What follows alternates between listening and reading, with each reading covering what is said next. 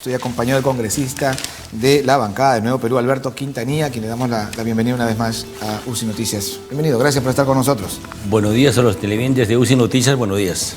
Una buena noticia la que da el presidente, ¿eh? Respecto a la no privatización de Sedapal. Me imagino que ustedes también iban por ese... Nos parece bien porque es una responsabilidad del Estado garantizar que haya agua potable para todos los ciudadanos. Además fue un ofrecimiento del presidente en ese entonces, Pedro Pablo Kuczynski, al inicio de su gestión, que iba a acabar su quinquenio abasteciendo al 92% de los peruanos de agua potable. Ojalá que... Formaba parte de lo que Kuczynski llamó en su momento la revolución social, ¿no? ¿Cree que Martín Vizcarra, siendo la continuidad de un mismo gobierno, debería recuperar un poco esos principios que se plantearon al inicio de la gestión? Nos parece que este en particular y los otros que dio sí los debería retomar. Creo que es una obligación de la sociedad y el Estado garantizar que todos los peruanos tengan acceso al agua potable. Que quizás le daría un rumbo, ¿no? Un derrotero al gobierno. ¿Usted cómo lo ve? Yo particularmente lo veo que no va ni para adelante ni para atrás. En este momento en el cual tenemos un gobierno bastante débil, desorientado, podría tener un rumbo en ese aspecto, ¿no? Si es que se aboca a eso y a eso, y ciertamente le daría, digamos, cierta predictibilidad y tranquilidad a la población. Bueno, ¿cómo han tomado las bancadas que respaldan la propuesta del presidente Vizcarra, la propuesta de adelanto de elecciones? ¿Cómo toman el hecho que hoy la Comisión de Constitución se reunirá con esta Comisión de Venecia, ¿no? Que ha sido consultada para ver si esto está dentro de los cánones democráticos? Bueno, en primer lugar, la Comisión Europea respecto a asuntos constitucionales, y llamada coloquialmente Comisión de Venecia, es una comisión que da opiniones no vinculantes, o sea, que no son obligatorias. Pero, en fin, forma parte de la estrategia de Fuerza Popular y el APRA de ir haciendo pasar el tiempo para que no haya ya el tiempo necesario en su momento para el adelanto de elecciones.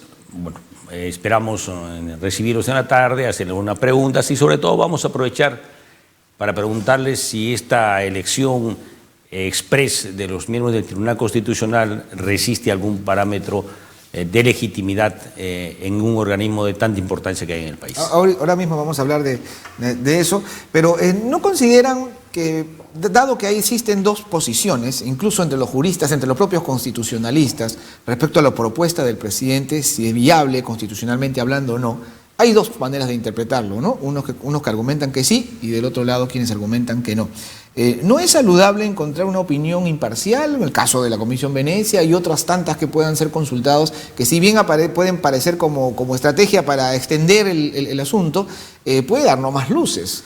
Bueno, siempre es bueno recibir opiniones de terceros y las mayores opiniones mejor, pero siendo un problema urgente no vaya a significar que esta solicitud de opinión pueda retrasar los plazos, ¿no? O sea, porque ciertamente, mire, el Perú está en una situación política débil, en crisis. No me refiero que el país en su conjunto esté en crisis, en la economía, en lo social, sino en lo políticamente hablando. Políticamente hablando, ¿no? Entonces, si tenemos un gobierno débil, sin partido, con una bancada bastante reducida, y si tenemos también un legislativo controlado por dos fuerzas, APRA y el fujimorismo, que pretenden gobernar indebidamente desde el Congreso, esta situación de entrampe debe ser resuelta.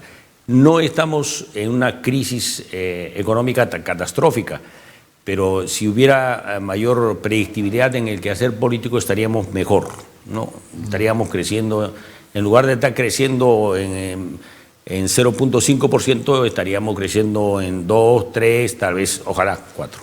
Ahora, y bajo esa misma lógica, adelantar elecciones, un año electoral con una incertidumbre absoluta, porque los quienes ahí se perfilan, pues no necesariamente dan mucha garantía de nada, ¿no agudizaría esa inestabilidad, ese estancamiento en el crecimiento económico del que nos estaba mencionando?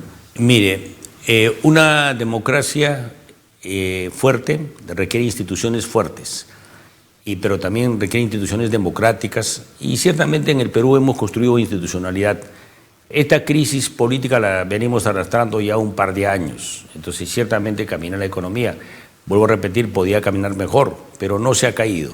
En segundo lugar, las investigaciones que ha hecho de supuestos delitos cometidos por algunos políticos ha llevado incluso hasta 5 presidentes que estén presos, y la economía y la sociedad no se ha caído. Por eso, construyamos, o sea, hagamos que estas cuestiones se vayan resolviendo en forma paralela, ¿no? Y en el plano político aceleremos la resolución para que también contribuya en dar un clima de mayor confianza a otros sectores de la actividad social, ya sea la economía entre ellos.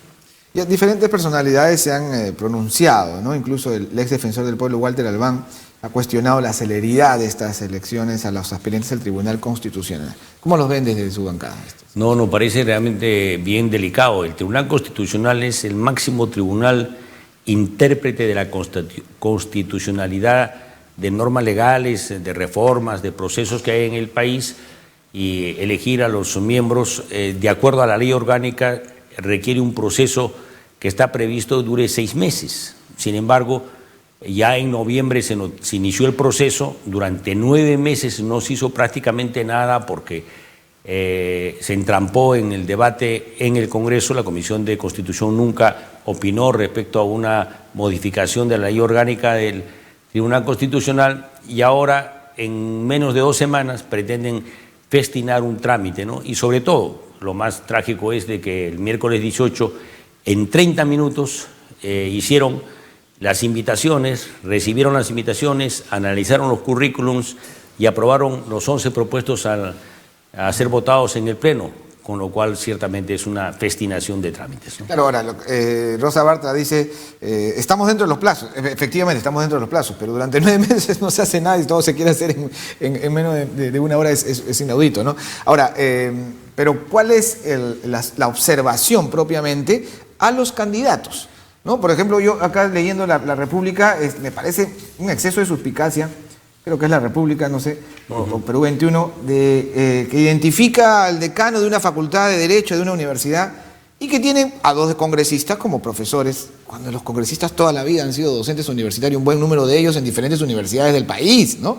Entonces, no es ya una suspicacia llevada al extremo, pensar, entonces ahí está el arreglo con el decano, cuando es un decano de una universidad y que creo que tiene todos los argumentos y los pergaminos necesarios para postular y formar parte de un tribunal. No, y además tiene todo el derecho de opinar y tal vez incluso la obligación ética y moral ante sus propios estudiantes para decir qué opinan sus profesores ante determinadas coyunturas. Me parece no cuestionable eso, lo cuestionable es que precisamente no se da la oportunidad para que eso sea llevado con amplitud. Nosotros propusimos, no que no se elija, sí que se elija, pero propusimos 15 días para que las organizaciones políticas puedan discutir y proponer. Otros 15 días para analizar las propuestas, los currículos, y luego de resuelto 10 días para que el Pleno, total 40 días, ya no que se podía repetir otros 6 meses como manda la ley orgánica, sino unos 40. Todo eso se hizo en media hora y luego se ha propuesto para que el Pleno el lunes 30 de septiembre vote, lo cual es una absoluta irregularidad.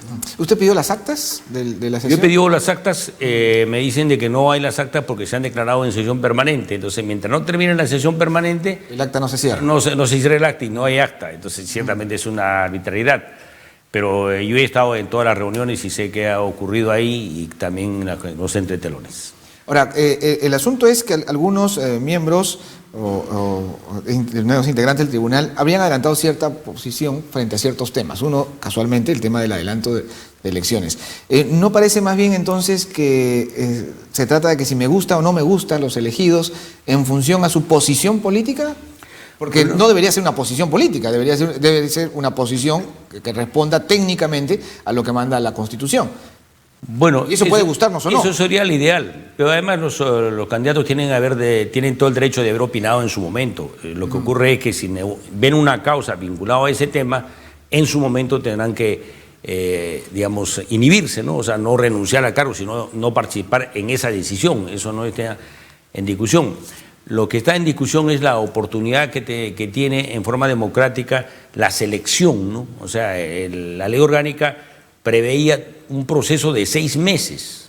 Y vuelvo a repetir, pretender hacerlo todo eso, gran parte de eso en 30 minutos es una arbitrariedad tremenda, ¿no? Y además que no está completo el proceso, tiene varios vicios, porque para que la comisión proponga voto tiene que haber varias cosas. La primera tiene que haber, una definición del orden de la votación, quiénes van a salir y quiénes van a salir primero, porque existe la posibilidad de que no se elija en la primera oportunidad a los 6, sino se elija 1 o 2.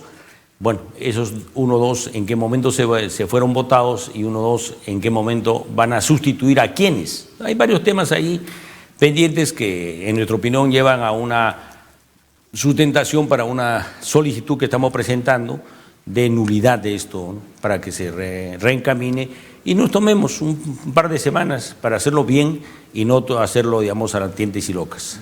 Ahora, bueno, la República saca el audio ahí como primera plana, por ahí otro diario también lo menciona, pero ¿no es parte eso del ejercicio parlamentario? Si hay diferentes grupos políticos representados en el Congreso, se va a elegir a un organismo importante. ¿No es esto parte usual del juego de fuerzas en el Parlamento para...? Mire, es parte del juego de fuerzas, pero es como un ajedrez. O sea, no porque digamos que una pieza se mueva con absoluta libertad y las otras no se muevan, nos va a resolver. Hay que ver el conjunto, ¿no? Esto es realmente preocupante cuando esto está vinculado a un proceso extremadamente acelerado. No, el 22 de noviembre del 2018, que tendría estos audios que han sido publicados en todos los medios, tengo la impresión escritos el día de hoy y difundidos anoche por medios de televisivos, ciertamente, digamos, llama a preocupación cuando uno vincula con la celeridad.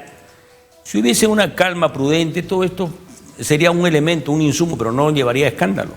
Pero, digamos, esto explica el hecho que quiere acelerarse y al acelerarse se conviene en una suerte de perniciosa, ¿no? Ahora, para ir terminando, congresista, estamos ya hace un muy buen tiempo entrampados en estos temas, ¿no? El Congreso y el Ejecutivo. Y, por ejemplo, nos escriben de televidentes y nos dicen qué de las bajas temperaturas en la sierra, qué de la devolución del dinero de los aportantes de las AFPs. Y, bueno, ahora mismo hay una noticia que se reduce cada vez más el presupuesto destinado a combatir la trata de personas, que es un tipo de esclavitud que subsiste en medio de nosotros, frente a nuestros ojos en pleno siglo XXI. ¿Por qué nos hemos descuidado de todas esas cosas? Mire, yo creo que esos temas no se están descuidando en su conjunto en el Estado, pero hay instancias en que debe atender. Las bajas temperaturas y esas cuestiones son cosas que se presentan todos los años. Yo soy de Puno, este año puede que haya sequías, y si no hay sequía va a haber heladas, si no hay heladas va a haber... Que se mueran los bebés por falta de incubadoras. Todo eso es responsabilidad del Poder Ejecutivo. Desde luego.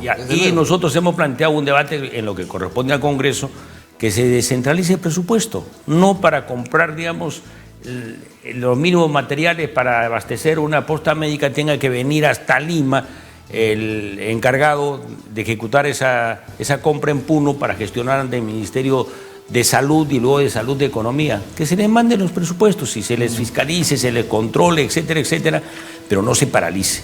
Yo sí creo, digamos, que debe haber un plan de previsión y por eso nosotros sostenemos que debe reintroducirse en la Constitución política la palabra planificación, para que se prevean las cosas que van a suceder.